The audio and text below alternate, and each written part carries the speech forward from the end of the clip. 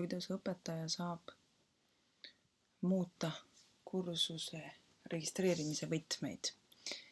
Nii, selleks, kui te olete sisse loginud, siin näete enda koole või siis kursuseid, aga kui esimest korda läheb õpilane sisse, siis neid tal ei ole, või siis õpetaja, ja selleks saab minna siia alla kursuste otsingusse. Otsime näiteks English tests JG. Nii, tuleb siia alla, siis kindlasti vaadake, et teie oma oleks õige, kuna Moodle'it kasutavad väga paljud. Leidsin kursuse.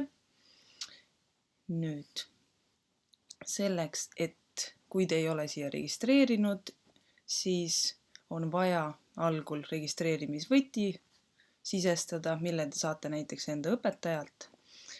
Ja siia sisse registreerida, siis alles avaneb teil see kursus. Nüüd, kui ma olen näiteks õpetajana sisse loginud, siis siin kõrvalmenüüs ma näen osalejaid. Osalejaid, lähen siia peale, siin näen, kes on juba osalejad ja kui ma tahan, et muuta seda registreerimisvõtit, siis iga õpetaja saab seda teha, kui ta on siia kursusele juba registreerinud. Nii, siin üleval nurgas, kus teil on seaded, tuleb valida. Kui neid variante ei ole, siis võib siit valida kursusele registreerimise viisid ja lisada see ise registreerumine. Siia on loodud, õpetajatel on võti olemas, aga kui me tahame muuta õppija võtit, siis me läheme siia õppija peale. Ja siin tulevad seaded. Kursuse registreerimise võti.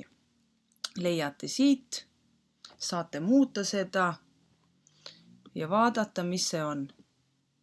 Kindlasti soovitan ära muuta. Ja allapoole salvestama